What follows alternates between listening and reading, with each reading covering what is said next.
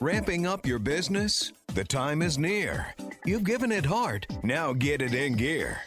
It's Passage to Profit with Richard and Elizabeth Gearhart. I'm Richard Gearhart, founder of Gearhart Law, a full-service intellectual property law firm specializing in patents, trademarks, and copyrights. And I'm Elizabeth Gearhart, not an attorney, but I do marketing for Gearhart Law, and I am the founder of Gear Media Studios, a full-service podcast studio. Welcome to Passage to Profit, the road to entrepreneurship, where we talk with entrepreneurs and celebrities who tell their stories about their business journey and also share helpful insights about the successes that they've had. Now we have to turn our attention to intellectual property news, my favorite segment of the show. We've been talking a lot about artificial intelligence. We've talked about it today.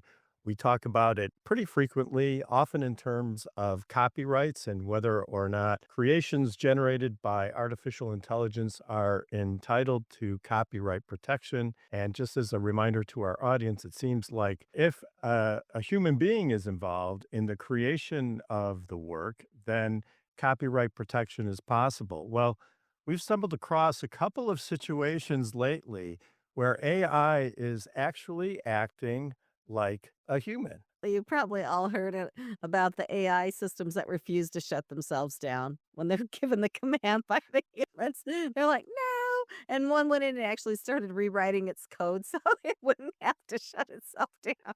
And people are really freaked out, but the AI systems really are just operating based on the code that human programmers put in when they developed them. So it really comes down to humans still have control. It just seems like the AI is out of control, I think. Well, I don't know. I mean, because the way that they're positioning this stuff, it seems more and more like humans are losing control of AI. So just to bring up another example, Anthropic, which is an AI company, they set up a fictional scenario where they embedded Claude Opus 4, which is their AI engine. They created a pretend company and let it learn through email access that it was about to be replaced by another AI system. And it also let slip that the engineer responsible for this decision is having an extramarital affair. So this information got leaked into the system, and guess what happened? The AI engine started blackmailing the engineer in order to stop the upgrade.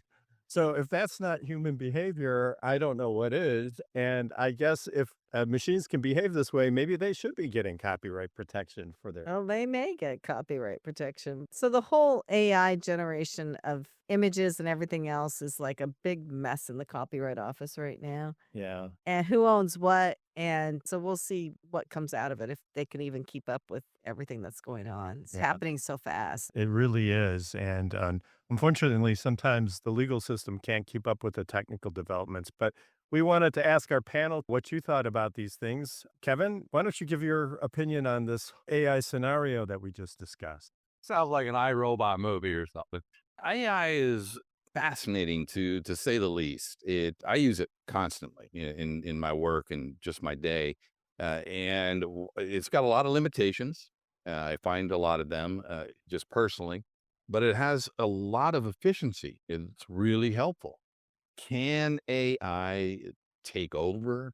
I know enough about programming and background. I'm new to AI. I'm actually working with a couple partners on another project that is specifically AI driven. So where I'm learning as they're instructing and informing me. But my personal opinion, as you said earlier, AI is the outbirth of what humans put into it. Yeah. So can it just take over and then eventually save mankind by putting them into a secure lockdown we were talking about earlier? No, I don't think so. Well, I guess, and that's the big question of our time. Which direction will it go? And can we maintain alignment between the software and our cultural values so that it's only a useful tool and not an end in and of itself? Mm-hmm. Matt, what are your thoughts on this? Yeah, I mean, AI obviously is a big topic in healthcare, really from the standpoint of automation, right? So I think there's two things there. There's one is that can you use structured data to drive more automation, removing, human intervention, human tasks from processes, right? Reduce cost, reduce labor cost. But the other thing is its predictability, correlations, and patterns. And that's where I'm fascinated by it is that, an AI engine can start to pick out the why way faster than the human brain can. But one thing I will state, and this is something that we really position MedEvlove with, is AI is only as good as the data it can sit on top. So if you think of AI today, right, it's very commoditized data. We've had to create our own data asset within our software platform, which is a new data set that nobody else has access to but our clients and ourselves. And when you de-identify that data asset and you combine it with what everybody else has, now you've got a pretty powerful engine. And so I think that we're going to see new data sets becoming a real thing that's going to differentiate AI companies for whatever problem they're trying to solve for. So with these curated data sets, you'll be able to sort of ensure the integrity of the data. And if you have smaller data sets, then maybe some of the risks of losing control over the system are a little bit lower, right? We've already seen it firsthand where you have a lot of AI companies that are saying that they can automate key processes. Look at like authorizations or coding. Coding is medical coding, right? You go see a doctor, they have to build an insurance company. Somebody has to code all that, Mm. right? They got all this coding.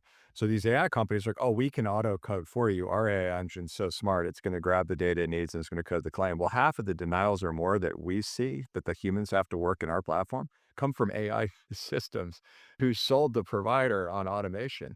Well, the automation is making mistakes and it's not learning from the mistakes because it's only able to grab the commodity data that it originally assessed. Now, what these companies are actually coming to us now and saying, hey, could you give us a de-identified data set from your system to make my AI coding more sophisticated and also differentiate myself against the 500 other competitors? So I think he or she who has the most data will win the game because it's a lot more for an AI engine to assimilate and look at change, right? And that's really what we're trying to do. Is it whether you're having write me a paper, write me a legal contract, or automate the prior auth process for a healthcare system, it still has to grab information available. Well, yeah, and to that point, just quickly, we had a Rutgers professor on the show, I guess it was last month, and he said that when he gives the students a test, he puts it through AI and it gets about 70% of the questions right.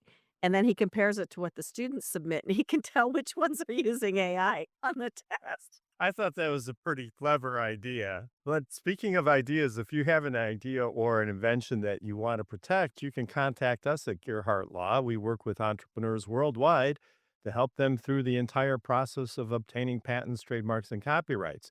Or you can visit learnmoreaboutpatents.com or learn more about trademarks.com and sign up for a free consultation or download your free Entrepreneur's Quick Guide to Patents or Quick Guide to Trademark. Passage to Profit is a nationally syndicated radio show appearing in 38 markets across the United States. In addition, Passage to Profit has also been recently selected by FeedSpot Podcasters Database as a top 10 entrepreneur interview podcast. Thank you to the P2P team, our producer Noah Fleischman, and our program coordinator Alicia Morrissey, and our studio assistant Risikat Busari. Look for our podcast tomorrow anywhere you get your podcasts. Our podcast is ranked in the top 3% globally. You can also find us on Facebook, Instagram, X, and on our YouTube channel. And remember, while the information on this program is believed to be correct, never take a legal step without checking with your legal professional first. Gearhart Law is here for your patent, trademark, and copyright needs. You can find us at gearhartlaw.com and contact us for a free consultation. Take care, everybody. Thanks for listening, and we'll be back next week.